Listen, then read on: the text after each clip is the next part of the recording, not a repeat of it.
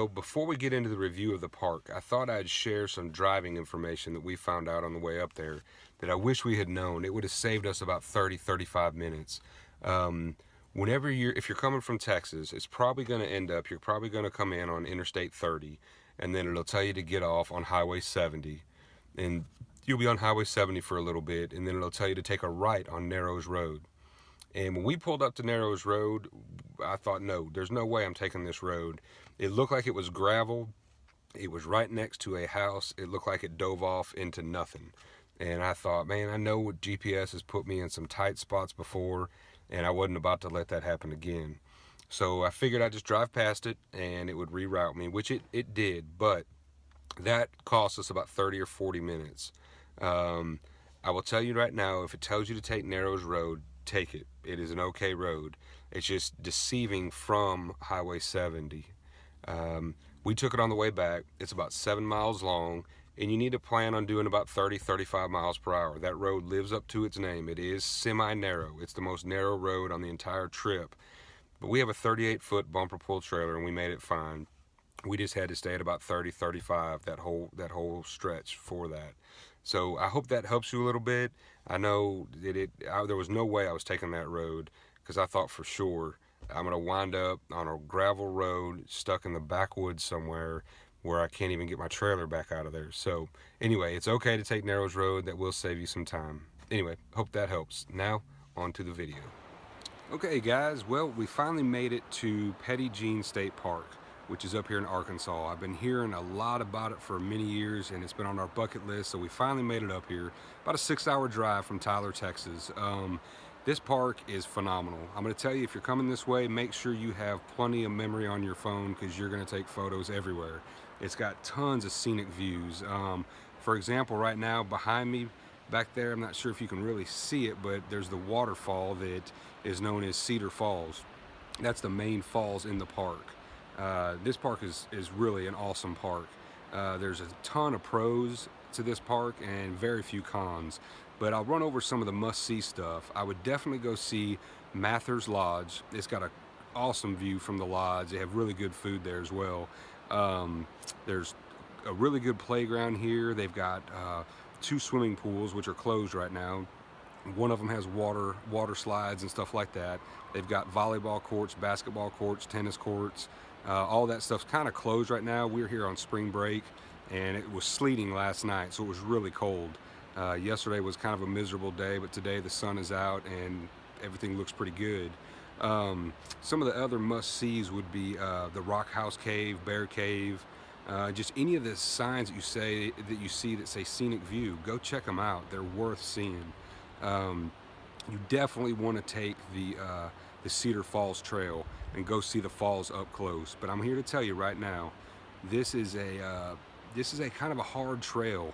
I'll put some footage in here that will show you kind of how steep some of these trails are. They're very rocky. I guarantee you there's been people hurt on these trails. So if you have bad knees or a bad back or just very light endurance, you don't want to hit this trail. It's not worth it. Now, when you're on this trail, you're going to cross a bridge, and you're going to see at this bridge, you can go left or right. To the right is Cedar Falls, and to the left it says Blue Hole. I'm going to tell you right now, the trail that leads to Blue Holes, it's a beautiful trail, right along the running water, a lot of little bitty waterfalls and stuff, and it's beautiful. But if you're expecting to see a blue hole that's going to take your breath away, you're not going to see that. It's pretty much just a wide spot in the creek. I'll put a picture of it right here. That's pretty much what you see. That's what they're calling their blue hole. So that's a 1 mile each way trail. So you're talking 2 miles to get to see that. But it's still a fun walk. So I'm not trying to talk you out of it, but just wanted you not to be expecting to see some aqua blue colored water or something that's just going to take your breath away. Some of the other things, I'm in loop A. There's 4 different loops, A, B, C, and D. Loop A is the only loop with full hookups. It has 50 amp, 30 amp, and your sewer hookups. The other loops are only 30 amp and water. So that's what you need to know. The sites are pretty level. They're not perfect, but they're mostly pull through, the majority of them, and they're not bad at all to get your travel trailer leveled. They have an awesome nature center. The nature center is also where you check in and pay for your campsites.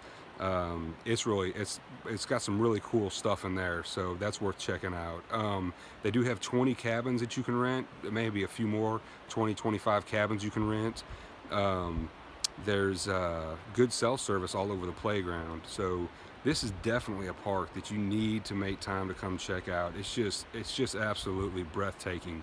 The only park that I've been to in Texas that comes close to this is probably Inks, but this is just such a much more massive scale, bigger hills, bigger valleys, and just a lot more to check out and a lot more to do. Now, some of the negatives I'm going to tell you, there's a steep grade coming into this park. When I say steep, you're probably not going to get out of second gear, and your truck's going to be struggling. It's going to be like, what is going on? So it's pretty steep. If you're arriving at night, this is key. If you're going to arrive at night after their offices close, make sure you know your campsite. Make sure you already have a map printed out or pulled up on your phone, because it's really dark. It's hard to see the signs. Stuff is not lit up at all, so it can be a little bit treacherous, or it's just a little bit. We had to go through the park basically twice to find where we needed to be. They did have a sheet on a wall that told you your sites, but there was no maps outside of there, so you're kind of standing there like you know your site, but you don't know how to get there. So make sure you have that stuff before you come, if you're going to arrive after dark. That's just a good thing that might help you.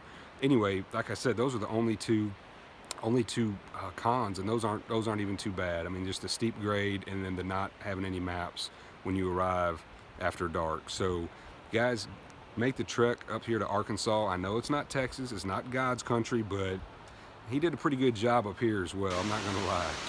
Okay, there it is, Cedar Falls here at Petit Jean State Park. The trek down here is pretty tough. If you're not sure-footed or have bad knees, I wouldn't advise coming down here.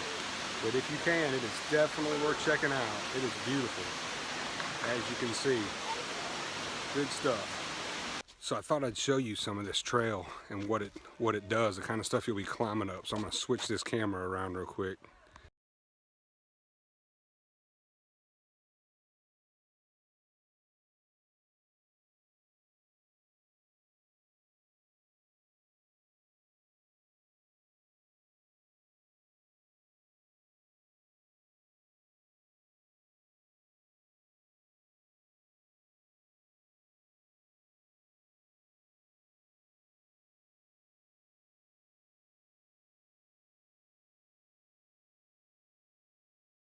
So anyway, as always guys, I'm going to be doing a bunch more videos of parks all over the place. So please like my Facebook page, Southern Trace Camping, same page on YouTube, and I will be posting videos all the time. Tomorrow we're hoping, if the weather cooperates, we're going to go to Mount Nebo. It's a state park like 45 minutes from here. So I'll post a review on it also if it's worth it.